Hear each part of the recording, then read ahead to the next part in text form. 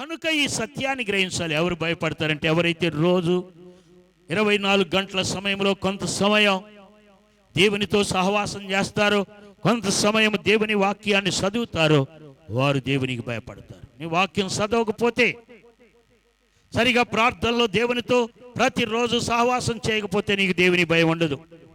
ఈ సత్యాన్ని గ్రహించాలి. అందుకే క్రమముగా ప్రతిరోజు 24 గంటల సమయంలో కొంత సమయం ప్రార్థనలో గడపండి, కొంత సమయం బైబిల్ ధ్యానించండి. ప్రతిరోజు జరగాల్సిన విషయం అది. అలా చేస్తే దైవ భయం వస్తుంది. దేవునితో ప్రార్థించకుండా వాక్యం చదువుకుంటే భయం లేదు, భక్తి లేదు, అంతా లోకస్తుల్లాగా బ్రతుకుతాం. ఈ సత్యాన్ని గ్రహించాలి. అందుకంటున్నాడు, దేవునికి ఆయనకు భయపడు వారులారా, కొద్దివారేమి గొప్పవారేమి మీరందరూ ఆయన్ని స్తుతించాలి. దేవుని ఆజ్ఞ. గొప్పవారు కావచ్చు, కొద్దివారు కావచ్చు, సామాన్యులు కావచ్చు, సామంతులు కావచ్చు, ధనికులు కావచ్చు, దరిద్రులు కావచ్చు, మీరందరూ దేవుణ్ణి స్తుతించాలి. ఆయన్ని స్తుతించేవారుగా ఉండాలి. భూలోకములో వారు ఐశ్వర్యవంతులు కావచ్చు, కోటేశ్వరులు కావచ్చు, గొప్పవాళ్ళు కావచ్చు, దరిద్రులు కావచ్చు, భూలోకములు ఎవరైనా సరే ఆయన్ని స్తుతించే వారే పరలోకంలో ఉంటారు. ఆయన్ని స్తుతించని వారు ఎలాంటి వారైనా నరకంలో పడిపోతారు. సందేహమేమీ లేదు, సందేహమేమీ లేదు. ఈ సత్యాన్ని జాగ్రత్తగా గ్రహించు. అందుకంటున్నాడు, కొద్దివారేమి గొప్పవారేమి మీరందరూ ఆయన్ని స్తుతించుడి అని చెప్పు ఒక స్వరము సింహాసనం యొద్ద నుండి వస్తున్నది. పరలోకము నుండి వినబడుతున్న స్వరం ఏమంటుంది? ఆ స్వరం, నీవు గొప్పవాడవు కావచ్చు, కొద్దివాడివి కావచ్చు, విద్యావంతుడివి కావచ్చు, విద్యావిహీనుడివి కావచ్చు, అందమైన వాడివి కావచ్చు, వికలాంగుడివి కావచ్చు, దరిద్రుడివి కావచ్చు, గొప్పవాడివి కావచ్చు, ఉన్నత స్థానంలో ఉండొచ్చు, ఎక్కడైనా ఉండొచ్చు, ప్రభువుని స్తుతించండి అని పరలోకం నుండి, భూలోకం నుండి కాదు ఆ స్వరం, పరలోకములో దేవుని సింహాసనము నుండి ఆ స్వరము పలుకుట యోహానింటూ ఉన్నాడు. ప్రభువుని స్తుతించండి. ఈ రోజు నీవు ప్రభువుని స్తుతించకపోతే రేపు ఉండే స్థలం ఆరని అగ్ని. ఇంకేం సందేహం ఏమి లేదు.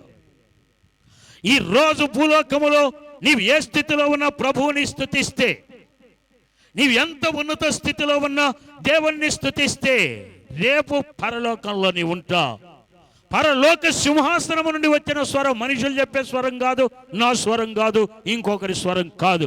ఆ మాట జాగ్రత్తగా గమనించండి. కొద్దివారేమి గొప్పవారేమి మీరందరూ ఆయన్ని స్తుతించుడి అని చెప్పుతున్న యొక్క స్వరము సింహాసనం యొద్ద నుండి వచ్చాను. ఒకవేళ ఇప్పుడు ఈ రోజున నీవు దేవుని స్తుతించే గుంపులో లేవేమో, బూతులు మాట్లాడే గుంపులో ఉన్నావేమో, దేవుని ఆరాధించే గుంపులో లేవేమో, లోకస్తుడిగా బ్రతుకుతూ ఉన్నావేమో. ఈ రోజు దేవుని స్వరం నీతో మాట్లాడుతున్నది. ఇప్పుడైనా మార్పు చెంది దేవుణ్ణి స్తుతించే నోరు కలిగి ఉండు, దేవుణ్ణి స్తుతించే నాలుకను కలిగి ఉండు, దేవుణ్ణి స్తుతించే చేతులు కలిగి ఉండు, దేవుణ్ణి ఘనపరిచే కాళ్ళను కలిగి ఉండు. నీ సమస్త అవయముల ద్వారా పాపానికి బానిసైపోయావేమో, ఈరోజు మార్పు చెందు. దేవుణ్ణి స్తుతించే గుంపులోనికి రమ్మని దేవుడు సింహాసనము నుండి నీకొక పిలుపునిస్తూ ఉన్నాడు, నీకొక అవకాశాన్ని ఇస్తూ ఉన్నాడు, నీకొక ఆహ్వానాన్ని తెలియజేస్తూ ఉన్నాడు. ఈ రోజైనా మార్పు చెందు, ప్రభువుని స్తుతించి గుంపులోనికి రమ్మని దేవుడు కోరుతూ ఉన్నాడు. ఒక విషయం జ్ఞాపకం చేసుకుందాం. ఫిలిప్పీ పత్రికలోనికి రండి.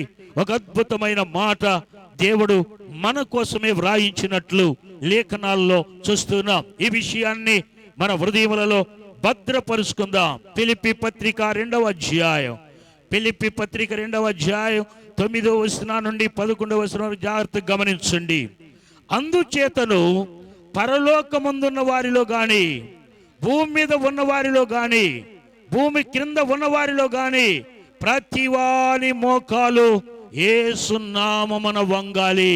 జాగ్రత్తగా గమనించండి.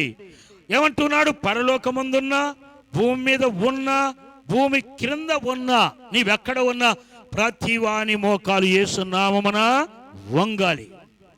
ఈ రోజు భూలోకములో యేసు నామమున నీ మోకాలు వంగకుండా అది మతం, అది మత ప్రచారం, యేసు నాకు అవసరం లేదనుకుంటే ఒక రోజు నీ ఉండే స్థలం ఆరని అగ్ని.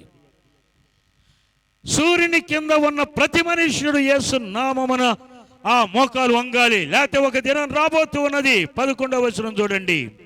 ప్రతి వారి నాలుకయు తండ్రి అయిన దేవుని మహిమార్థమై యేసుక్రీస్తు ప్రభువు అని ఒప్పుకొనున్నట్లును దేవుడు ఆయనకు అధికముగా హెచ్చించి ప్రతి నామమునకు పైనామము ఆయన అనుగ్రహించి ఉన్నాడు.